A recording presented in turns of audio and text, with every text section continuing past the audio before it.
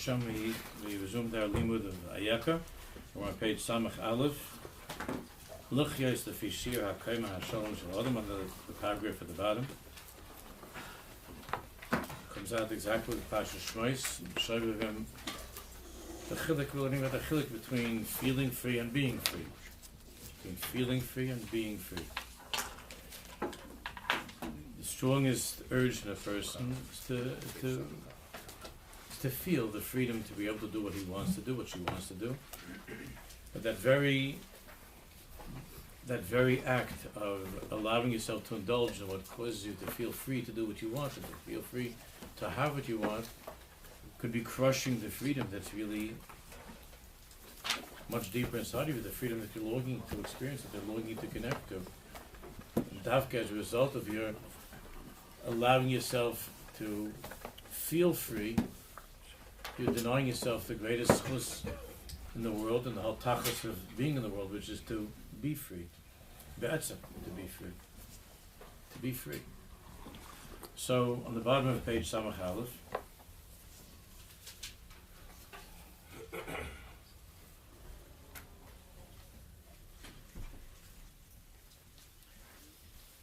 the natural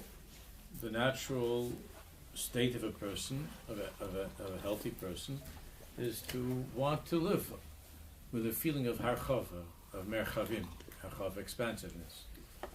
And there's a tremendous need to experience that harchava.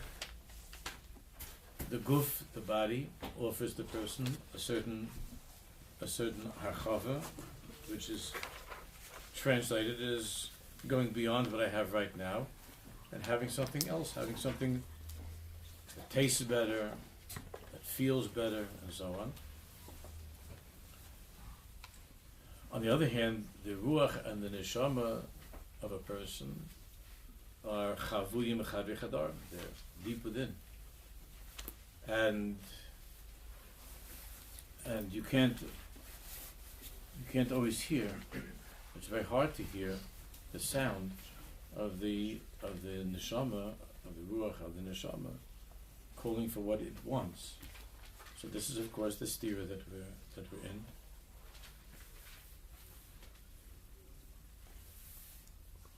Ha'adam zokok l'mapas drachim.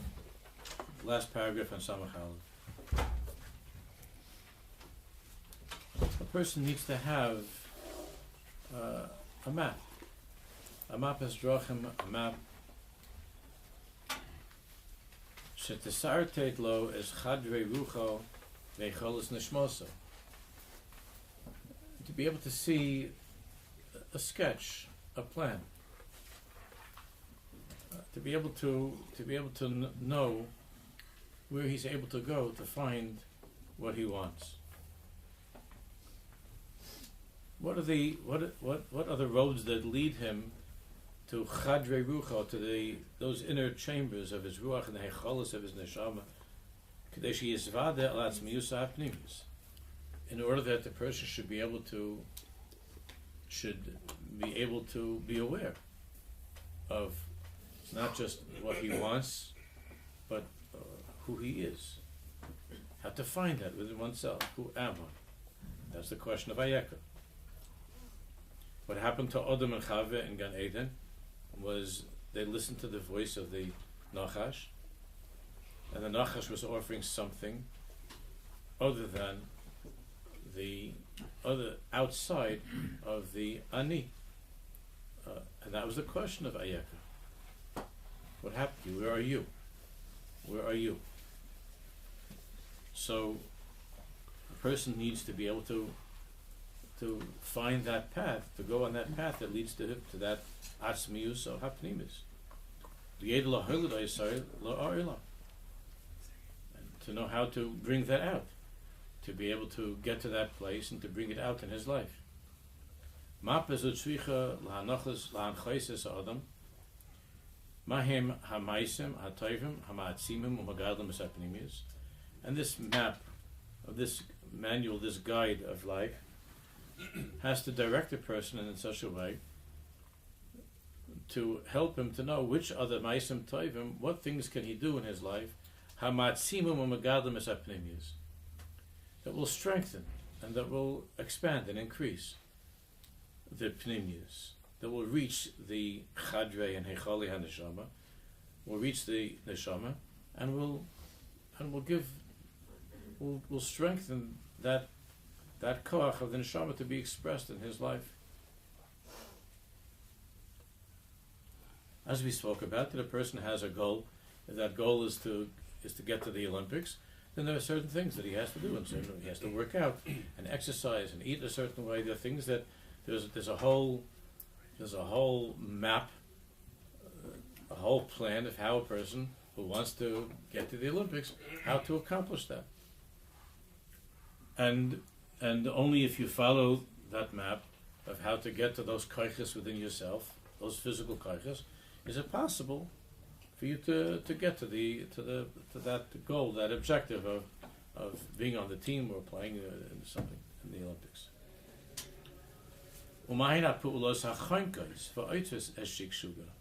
And there are certain things that are chonkas, that are choking, that are suffocating, and that are preventing the development, or not the development, but the expression or the revelation of the neshama.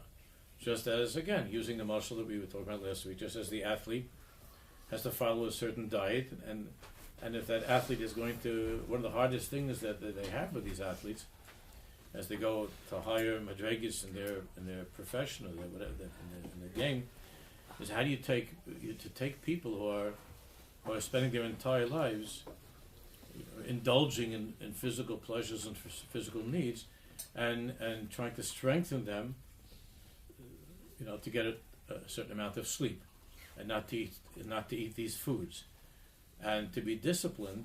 It's a very, very hard thing to do. So the way, how is it possible to take a person who doesn't have a Shulchan Aruch, who doesn't believe in Shulchan Aruch, and to bring him to that madrega of being a great athlete? So he has to believe that there's something very, very, very important in that objective and that goal that he wants to reach. He wants to play for that team. He wants to be in the championship, whatever it is. And when he wants that, and that's his goal, and that's his objective, and he's focused and single-minded to reach that objective and that goal, and then the coach is telling him, or the doctors are telling him, you can't put on weight, you can't you can't miss out on your sleep. You have to do this, you have to do that in order to reach that objective. So then this person, if it's important enough to him, that tachlis that he wants to reach, so then he's able to. You see that people are able to discipline themselves to live a certain way, and to stay away from those things that are going to spoil that dream that he has of reaching that objective and that goal. It's the same thing in Avodas Hashem. It's the same thing in Avodas Hashem. A person has to ask himself to try to understand, what are those things in my life, or things in life, that if I do them, they're going to strengthen the possibility of my reaching my objective? And what are those things that if I do them, they're going to weaken, or chalila completely destroy any hope of reaching where I'd like to get to?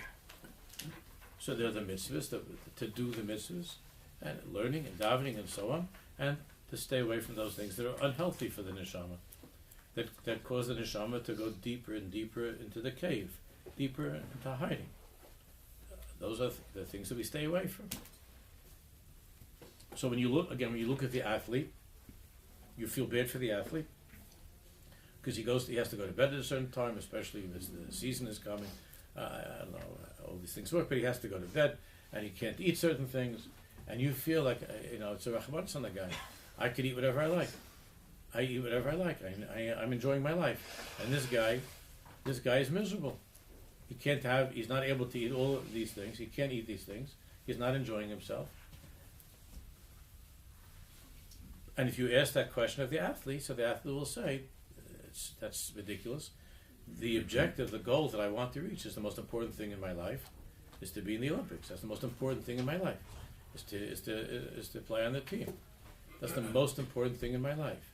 And therefore, for me to give up certain things, or to live on a certain diet, and to have a certain lifestyle, it's not only can I do this, but it's a pleasure for me.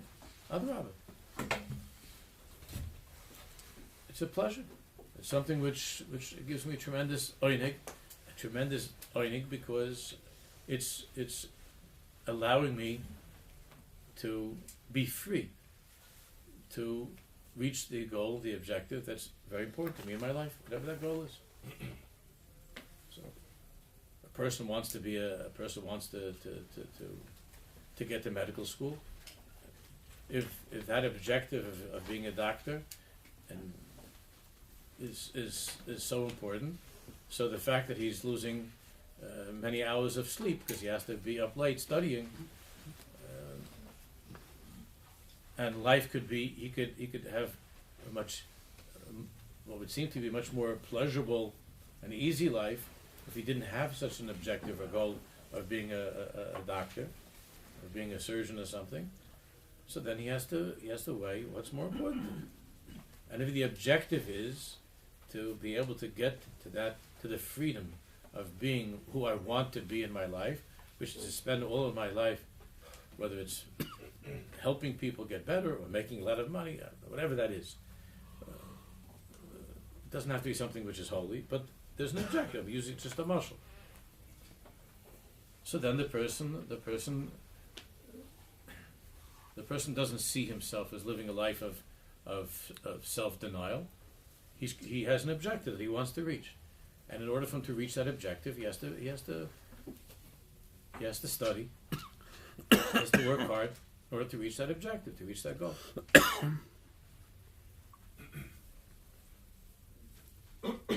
One of the things that we're seeing in our generation, in this new generation, where money has come to a lot of the young chevra a lot easier than it did to their parents and grandparents, is that because they didn't really have to work hard to get something, they really never developed the koiches they never developed the koiches of working towards something. So the pleasures were dropped on their lap. They have those pleasures because they didn't have to work towards the objective because Daddy gave them the objective. In other words, Daddy's rich and now you're rich. So they were given that end, and for many of this chevra, they can't find any meaning in their lives. They're dragging around without any tachlis in their lives. For the father or the grandfather, the tachlis might have been to build up this company, and they were relentless in building up the company, and that was their goal, that was their objective, and they built it up, and the whole thing was that they should be able to give over to their children and their grandchildren, and then they gave it over to their children, and then the child's life is completely destroyed. There's nothing to work for. There's nothing to work for. It just sits around. He's a lo yutzlach. There's nothing to work for. His father, they worked hard to build up a company. And they put themselves into it, and that was their objective, that was their goal. And because of that, they denied themselves many of the pleasures that other people would have. They didn't go running around vacationing. They took care of the company. They built up the company. They built up the store. They built up the business. They were hardworking people. It doesn't have to be just a company. It could be the general store in some little town. But they were working hard, and they were working towards something. And because they had a goal, whatever that goal was, the goal was to have that successful business. Because they worked hard towards that goal. The other things in life were not. They didn't feel that they were missing out. That was it. They wanted to have a successful business. But then the kid gets this. The kid doesn't have to work for it. So very often, like Shlomo Melech said in Koheles many years ago, you work your whole life to give your business to the kid, and the kid wrecks it like in a year. It's gone. The whole business is done. Because why? Because this kid's objective is not to build something. It's just to fress on his father and grandfather's work. So he's just fressing. He doesn't have any more noble, greater objective in life. It was given to him. So all the parents want to do that. Every parent wants to give their kid that the kid shouldn't have to worry, and the kid shouldn't have to work, and the kid should have everything. But the kids are totally destroyed by all of this. That's what's happening all over the place. There's no objective, there's no goal. And there's no hard work. And there's no work ethic. And therefore they're not finding meaning in their lives. So they're looking for all kinds of, whatever. go to be in some pizza eating contest. That'll be like the goal. Who can eat the most pizzas? Kosher. And that's tachlis is the goal. It used to be that if a person wanted to be a ben Torah, a real ben Torah, you had to have that was the objective, that was the goal of your life. The dream of your life was to get to the Olympics, to be a Talmid Chacham. That was the dream of your life. And if you weren't, and if that was not your dream, then do something else. If that's not your objective, that's not your goal, then what are you getting up at 10 o'clock and you're going to journeying around in the hallways for a few hours and if that's not what you want to do, then it's torture. It could be that every single minute you're sitting in yeshiva is torture. Every minute you're sitting in the base matter is just torture. Because you don't want to be there. That's not your objective, that's not your goal. And if that's not your objective, that's not your goal, that's not what you want, so then you look for other ways to have all kinds of pleasures, to indulge in all kinds of pleasures. And you see what's going on. It's everything with a yarmulke, Shomer Shabbos, with an unbelievable, so much emptiness in it. It's because the person never came to the feeling that this is my objective and this is my goal, to bring out that ruchnis inside of myself. And there was a certain mesikus, I've mentioned this many times over the years, 50, 60 years ago, I know it's for the younger chevra, it's hard to believe, but 50, 60 years ago, a sukkah wasn't something that everybody took for granted. In my neighborhood, the majority of the Jews, they sat in the shul, they brought food. There were a few refrigerators at the shul, and they would eat in the shul sukkah. And there was a certain mesikus that we felt, a certain sweetness to the mitzvahs, because if you had a sukkah, there was a certain thing that was driving you to have a sukkah, and it meant going to a lumber yard. That's what my father did. We went to the lumber yard, and we got wood and nails, and you wanted to have the sukkah. When you sat in that sukkah, it wasn't that you ordered on Amazon together with a few guys to put it up. It was a different investment.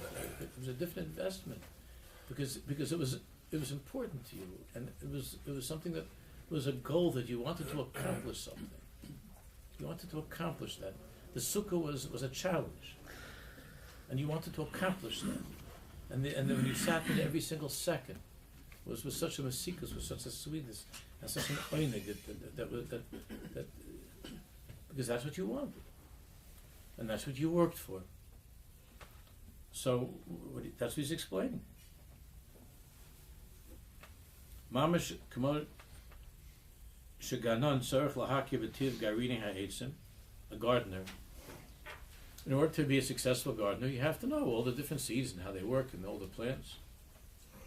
Kedei ladas ketzer lahatzmicham. If you want them to grow, if you want stuff to grow, then you have to know how each of these seeds how does it work and how do you take care of it. Kein ha'adam tzarich lahakir is chukei chai v'apnimim. So too a person has to know how to grow what's inside of him. How do you grow the self? How do you grow yourself?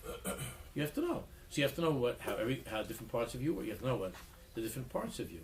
You have to know the different chelkei neshama and the different spheres, and you have to know who you are in order to grow those parts of yourself, to develop those parts of yourself. So in the physical muscle, the athlete, in order to be able to grow himself, to be able to run the marathon, so there are certain exercises that the person who runs a marathon has to engage in these exercises in order to grow that part of himself. And the experts tell him, this is what you have to do. You have to eat like this. You have to sleep like that. You have to train like this. You have to do this and that. All of that is in order to grow that koyach of running in the marathon. That's how you grow those koyachs. You have to know what needs. You have to have instructions. You have to have instructions. And if you get the wrong instructions or you don't follow the instructions, then you're not going to run the marathon.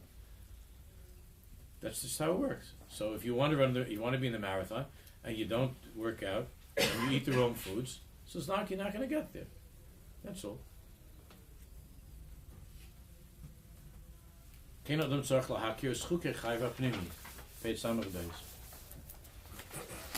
So how does one find out the chukim hapnimiyim? How do you find out how to get to the self? How do you find out what's inside and get to the self in order to be able to grow the self? The instructions. Usually when you buy something, it comes with instructions.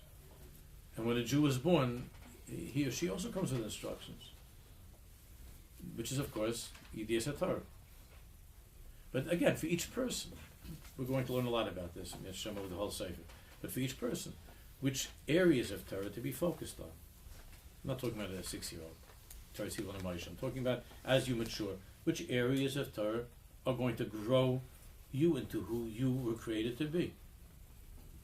That area of Torah that's growing that other person, although it's wonderful and it's holy, that might not necessarily be that area of Torah that's going to grow you to your own marathon. You know what your marathon is in life.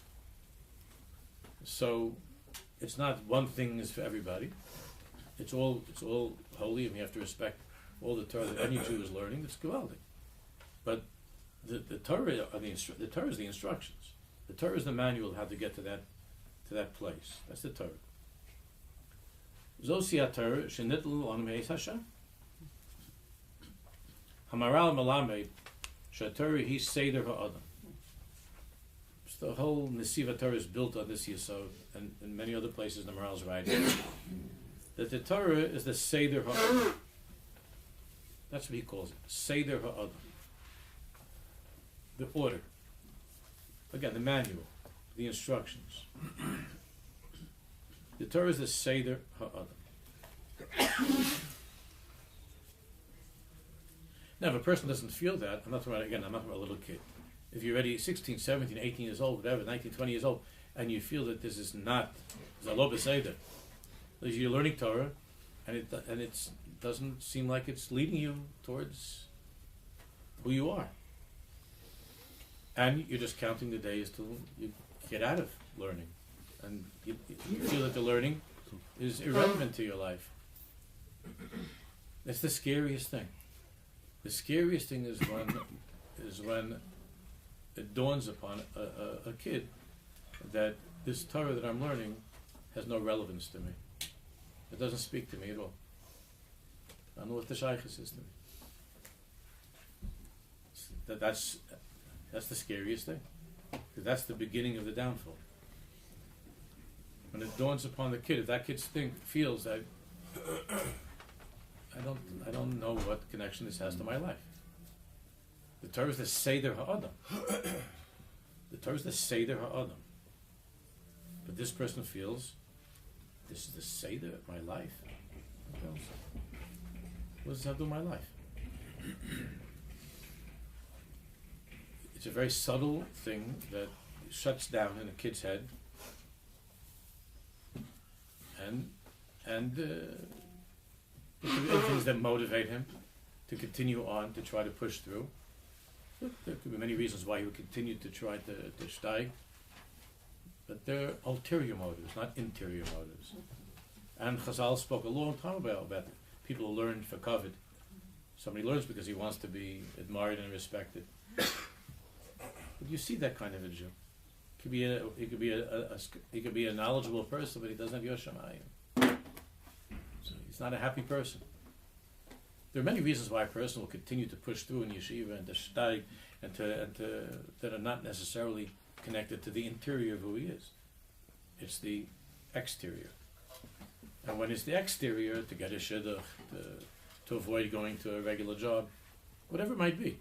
There are all kinds of exterior things that drive people. But they all share one thing in common. Misery and unhappiness. And the athlete is driven by something that he feels internally. To get to the Olympics, that's an internal thing that he feels. That's the deepest thing that he feels inside of him, is to be successful and to make the team. That's something which is deep inside of him. And that pushes him, that drives him to stay away from bad things, the things that will get in the way of that success, and to follow the path, the map that will lead him to the Olympics. Because he's driven by something that he feels reaches to the deepest part of who he is. But if a person is Limud HaTorah, if the person is learning and it's from the mouth, but it's not from here, and it's not with the Kodesh Baruch Hu, there are many reasons why he might continue learning. What else am I going to do? I've had guys tell that to me. What else should I do? Can you imagine such a thing? Imagine you're standing under the chuppah, right? And the rabbi is about to make the brachas, and your kala turns to you and says, "Yankee, why do you want to marry me?" Yankee says, "No, what else am I going to do? No, got nothing else to do."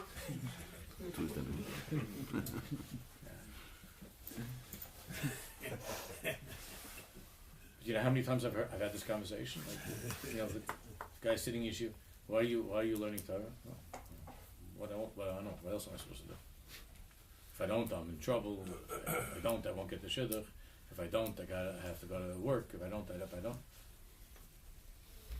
Why are you doing this? So then somebody that knows a little bit more than him, sitting next to this conversation, will say, tell the rabbi, "Mitoch sheloi lishma bal lishma."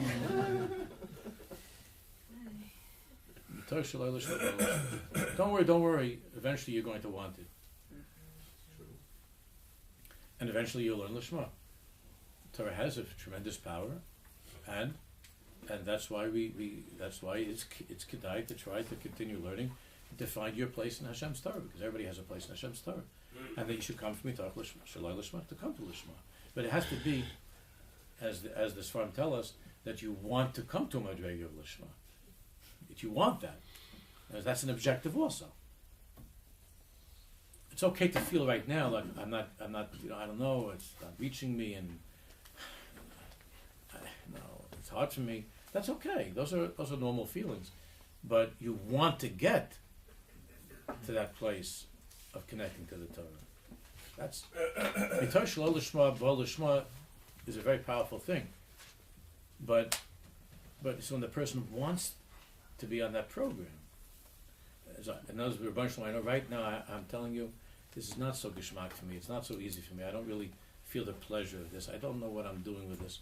But I'm begging you to please bring me to a place in my life where I feel this and I want this and I know that it's the right thing for me, and it's and you want to come to a madrega of lishma.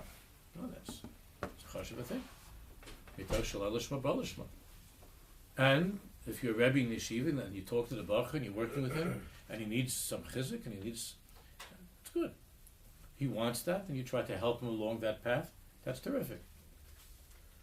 But if a person doesn't feel that at all and is not interested in getting to that, and it just feels like, what am I doing here?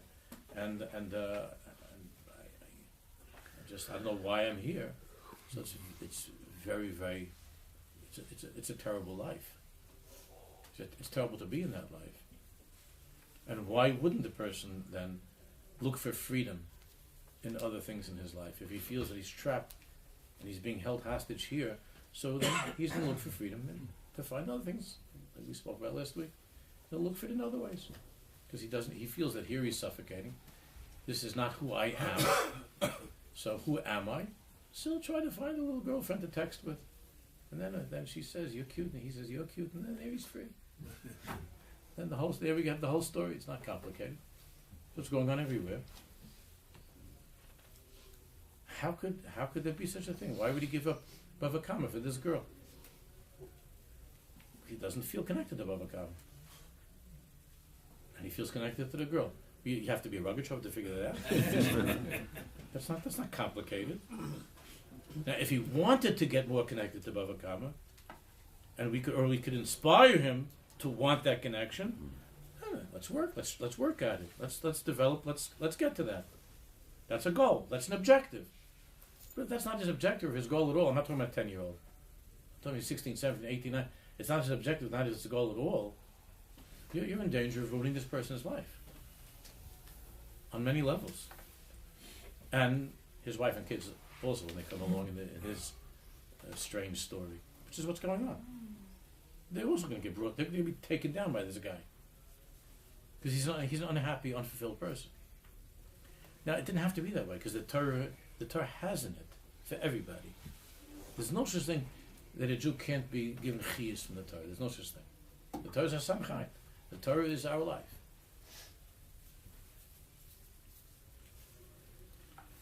Like I said in the story that I told you a few months ago, it's got to be your slice of heaven, right? You have to feel that that's your slice of heaven. Not Yan, not somebody else. You have to feel that this is yours. This is my Torah. Torah delay. B'soroso yehege yom v'layla. B'soroso yehege yom v'layla. That's the beginning of Tehillim. B'soroso yehege yom v'layla. In his Torah, he will work day and night. If he feels it's his Torah. B'soroso yehege yom v'layla. But if you feel that it's somebody else's Torah, to make my parents happy, to please somebody else, to make the Rabbi happy, or to make the wife happy, or to make somebody else happy, but it's not soroso, then what's the yehege yom v'layla? He's just waiting till this misery ends, till the bell rings, or the Seder is finished, or the Zman is done, and free at last, thank God Almighty. That's it. Just to be out. Because it's not my slice of heaven. It has to be uvisoroso yehege yom v'layla. First is a Parnes Hashem chefso. Because when you're young, you don't know. So you just learn Parnes Hashem, whatever you can learn. But at some point, you have to realize, what is your Torah? Uvisoroso. That's how the pasuk says. Aysh he said, Parnes Hashem chefso, uvisoroso yehege yom v'layla. Chefso means you want. And if you want it, you'll come to recognize your own Torah. Uvisoroso yehege yom v'layla. But many of the guys, they meet people growing up to tell them that this is the only way to learn Torah. This is the Torah. The way that I like it. The way that I like Torah is the way that you have to like Torah, but he doesn't feel that. And he thinks, therefore, he's detached from Torah. But he's not. It's just not his Torah. That Torah, that area, that aspect of that way of learning Torah spoke to him, doesn't speak to me. But since he was told that, what's the matter with you, you're not, so then he goes away. He doesn't know that there's Torah there that's for him. Ubisoroso yehege yom v'layla. Your Torah, you're going to want to learn day and night. If there's anybody here that I'm talking to everybody. If there's anybody here that doesn't want to learn Torah day and night, but you can't because you got to work and stuff. But if you don't want to learn Torah day and night, it means that you haven't met your Torah. Because when you meet your Torah, you don't want to do anything else in the world. You have to force yourself to go to work. You have to, when you meet your Torah, you don't want to do anything else. And if you don't feel that way about learning, it was like this thing, all right, I'll do my half hour a day, or I'll do my daf, whatever it might be. And it's like, oh, okay, I have my achrayus, my that. It means that you haven't met your Torah yet. It's there. And you have to die. Hashem should bring me to my Torah. When you meet your Torah, that's Gan Eden. That's Gan Eden, when you meet your Torah. If you haven't met your Torah, and you've only been introduced to the Torah of other people, and you haven't met their Torah, your own Torah, I mean that part of Torah, but if you haven't met your chelik of Torah, so then the sweetest thing on earth for somebody else could be your Gehenna. It could be for you the biggest Gehenna. So two guys are sitting in the same classroom for the same shiur. This guy's in Gan Eden, the other one's in Gehenna. And the guy that's in Gan Eden says, "You don't hear this shiur? This shiur is unbelievable. You don't hear this shiur? This is the most geschmack thing in the world." And he's the one in Gan Eden. The guy in Gehenna says, "Hey, I'm getting out of here. Like, I'm spending 2 weeks on this thesis. I don't care about this." This is his Gan Eden, and this is his Gehenna.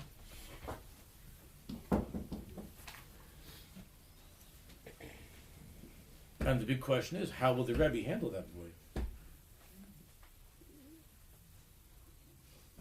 Rebbe has to be humble enough to say, to be able to say that perhaps there's something else that would speak to you, not because you're looking down on me that I'm not a good Rebbe, that I'm insulted that my shiur doesn't make you excited. Maybe this is not for you. Maybe there's maybe there's something else that you could learn. But this is a complicated, because we have institutions, so it's complicated. Institutions. There's one thing that the father is teaching the son. The way the Torah was originally given was that the parent should teach a child. So a parent knows his child. It was the way the Torah was originally given, that should be V'shnat Levanecha, was literally Levanecha, not Talmidecha. It was to your children. And when you learn Torah with your children, you know your kid, and you know this is the Torah, this is your kid's Torah. When you put 28 kids into a classroom, it takes a very special Rabbi to be able to see that, to know. You have 28 kids in this room, and the Rebbe saying his Torah, which got him excited, which is his Gan Eden, and the Rebbe's giving over to the guys, and it makes him crazy because there are a couple of guys in the class that looks like they're in Gehenna. But how could it be? I'm giving you Gan Eden, and you look like you have a face like you're in Gehenna. How does that happen? This is B'Sarasa, yeah, Gehenna V'Layla. If you would give that kid, it's not I'm saying it's the Rebbe's fault, but if you would give that kid his Torah, he would be just as excited as you. He'd be on fire. But you're not giving him his Torah, you're giving him your Torah. You hope that it will become his Torah, that's okay. But if it's not working, then it can be a big problem. So Zosi Torah, Shenit Lo Nemes Hashem. Maram Malamed Torah, he Seder Adam. The Torah is the Seder Adam. The Torah teaches a person who he is, the Mahus Ha'adam. The Ketzah Lefatech is Klal HaKoiches Shelo, and how to develop those koiches of who you are. The Torah teaches you that. Now, a person could hear this and could think to himself, I don't know, I'm learning Torah for 10 years. I don't know how the Torah taught me this. So the Torah teaches in different ways. It's not only the subject; it's the act of learning Torah itself, which is like Rabbi Salanta when it says that Torah itself is a samchaim. Doesn't only mean the curriculum. It means the act of learning Torah itself is a very powerful thing. The act of learning Torah, even when you're learning Torah that doesn't necessarily feel like it's your chelik, the act of learning Torah is very powerful, very very powerful.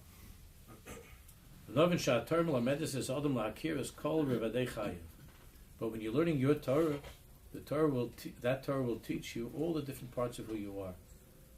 The Torah will make you into a person who's free to live according to the deepest parts of himself.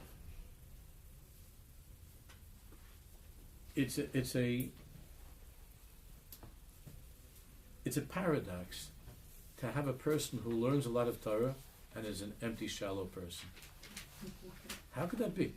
How could there be someone that learns a lot and is able to say a lot of, and he's an empty person? He's a shallow person. The Torah is the way Hashem gave us a way to reach the depths of who we are. So how can you have a person who knows a lot of Torah, can say things by heart, and seems to be quoting from left and right, and knows a lot, and he doesn't understand the most basic thing, and he's far from anything deep. He has no depth to him. Not to understanding himself and not understanding other people. It could be he's giving ages to other people, by the way, in their marriages and how to live. It's scary. And you hear that the ages are so silly and so shallow, you don't know what to make of them. And how could that be? It's supposed to the Torah, when it's done properly, the program, it takes you to the depths of who you are. And it helps you to understand B'chlal, the deeper things in the world, the deeper things in life. Kizah Mavur B'Svarm, V'hol Shardal Nefesh Chaim, this Indian, Shah Torah V'Yisrael Heim Echad, the Torah and the Jewish people, and every Jew, is one. Araisi Yisrael Chad, Chazal say that, but the Reb Chaim Volozhin talks about that, the whole Shardal, this is the Kudah. Mashakosu B'Torah, Kumuvan Zeh Mashakosu B'Torah, Hula Ma'aseh, Tir Shel HaMahus HaKlolis Shel Am Yisrael. The Torah is the map of a Jew. That's the Mahus HaKlolis Shel Am Yisrael, is the Torah. And the Torah has all these different parts. So the Torah has in Pshat, and Ramesh, and Jewish, and Sod. It has Halach, it has Agad, it has Musa, it has Chassidus, it has all different parts to it. But the Torah has in it every single Jewish person in the world who ever lived and will live and is living. The Torah has everybody. And the Torah is describing the essence of the Jewish people. The Torah contains within it the essence of each individual Jew. That's what it means when the Sfarim say define Eish Shmois B'nei Yisrael Bar Mitzrayim, define your name, define your letter. Right? When we were in Mitzrayim, the names were in Galus. That's why at the beginning of Sefer Shmos there are no names. We don't know. It doesn't say. It's strange how Shmos begins, no? It doesn't say anybody's name. And even the one name. So it doesn't say who Moshe Weinberger's sister, God, no names. It doesn't say the parents, nameless. Everybody's walking on just with numbers on their arms. No names. No names. The first name, the first one to give a name, is Bas Paro. She also doesn't have a name. Is the daughter of Paro. And she's the first one to give the baby this Benamayim Mishisu. It's an interesting thing. No names. Because that's what Golus is. Golus means that you're detached from yourself. Your name is yourself. That's the essence of who you are. That's your name. There are no names. Vayikach ish mi beis Levi, vayikach es bas Levi. What's going on? A man went from the house of Levi, Amram, vayikach es bas Levi. What happened to their names? Well, where? What? These are nice names. What happened to them? Nobody has a name. And even Moshe Rabbeinu, it's not Bemis' name. He has other names. Hebrew names. But this is also Hebrew. It's Menamayim Shisu, but he has other names that like Rashi brings down from Chazal. And who gives a name? Somebody from the outside gives a name. She also doesn't have a name. That's what Golus is. Namelessness. Golus is a matzav of not knowing your name. That's what Golus is. It's a pachat. That's why we've learned this over the years a number of times. That's why the meaning of the Chaver Kedisha is brought down in the Svarim, is that when they put the person into the earth, before they bury the person, before they say, don't forget your name. And they call out the person's name into the kever. Don't forget your name. Because that's what happens when you come to Beis Shamal. The first thing they ask you is, who are you? What's your name? And it says if a person doesn't remember his name, there's all kinds of terrible things. He has to be knocked and hacked and chibut hakever until he remembers his name. All the suffering of the other world is because you couldn't remember your name, and then you have to remember your name. So they say it, there's a school to say at the end of Shemon Esrei, before you take a step back, they say that pasuk, because that pasuk has in it the meaning of who you are. That pasuk that you have for your name.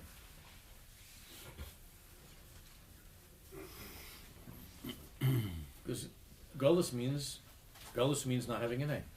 So the book of Golus begins with Eish Shmois B'nei Yisrael. These are the names of the Jewish people who went into Golus. And after that, after it repeats the names from Vayigash, so it says the names over again, because Hashem takes the names out like the stars, He loves us. He says over the names. After that, it's no names until we get out of Mitzrayim. No names. That's what Golus is.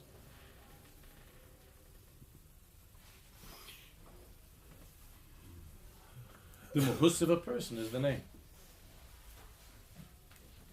Without Torah, we're nameless. Without Torah, we don't have names.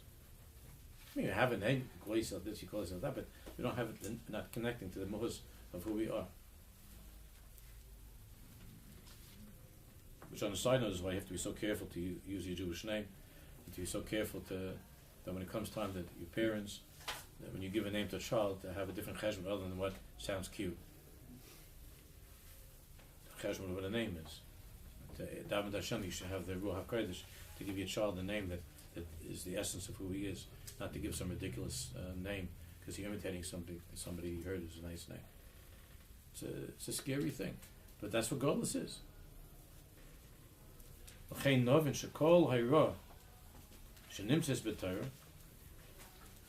Every instruction that we find in the Torah, every mitzvah, what to do, what not to do, everything that's in the Torah, every story, everything in the Torah is instructions. The Torah designed, custom designed for the Jewish people. And in that world, you connect more to this mitzvah, connect more to this part of Torah, of course. But the Torah b'chlal is miduyekes.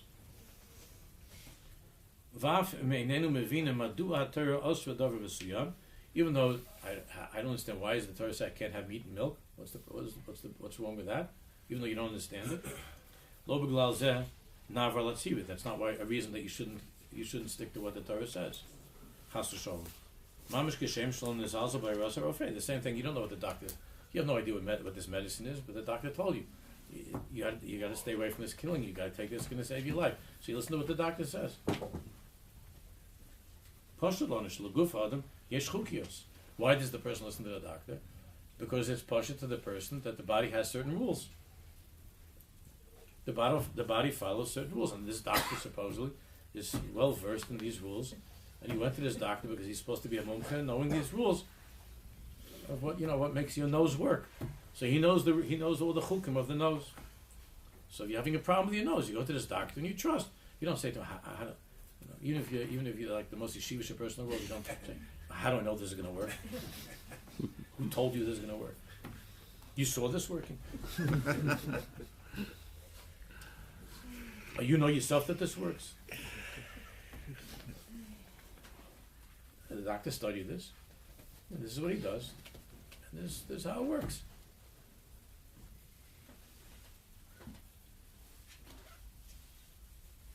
So I'm left because I remember that my son was taking some class someplace. But there were a lot of frum guys, and there was a Chassidish guy who never went to an English thing, never went to a regular school. And the professor, so like a lot of the frum boys were going to this, and the professor got up, and he was, and he said over like a whole study that was made, statistic, like something, whatever it was. And this Chassidish guy said, "Doctor," he called him doctor. He says, "Doctor, how do you know this is true?" And he said, "This is a study that was conducted." And he says, "You were there, you know." and the way the question, he says, "What do you mean? Was I there? I mean, this is a serious way. It's a study. There was an academic. There were people that how they did it." He said, "You met these people. You met them yourself. you know them yourself. The people from this. How do you know?" And Ushi said, "The guy that's like the teacher just didn't know what to say." And the teacher goes, "Yeah."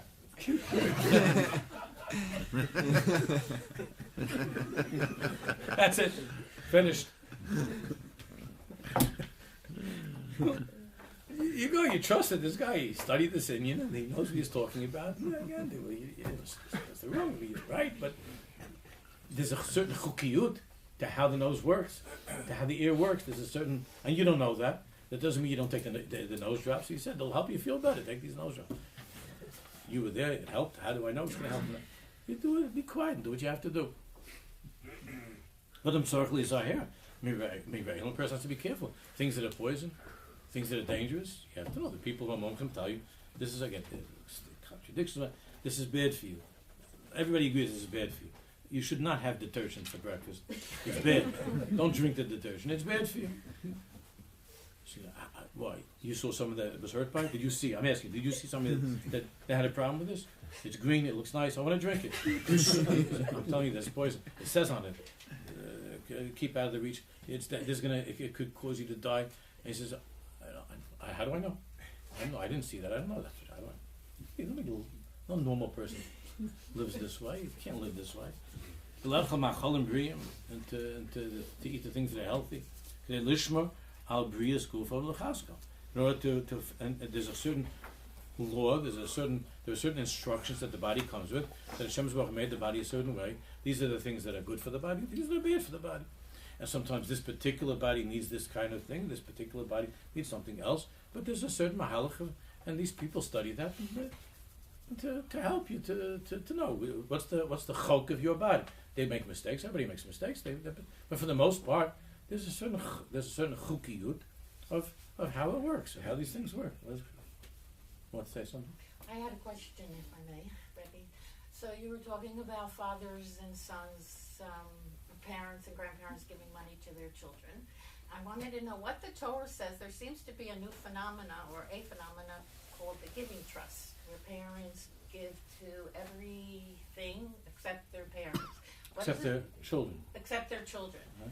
They give to, like, save the whales with all the due respect for whales and everything, and they don't give anything to their children. What does the Torah say about what you're supposed to That's do? also vicious. These are extreme things. A person gives to everybody else, not to his own children. It's not zarius. It's cruel.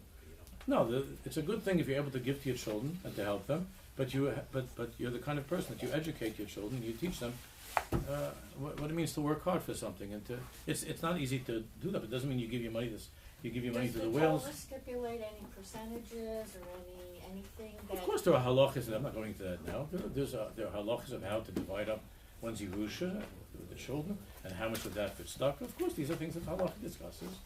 But everything should be done in a normal, healthy way. Balance. Yeah, in a balanced way. There's Okay. no obligation to be give over continued. an inheritance still from the Torah, right? There is an obligation of how to give the inheritance.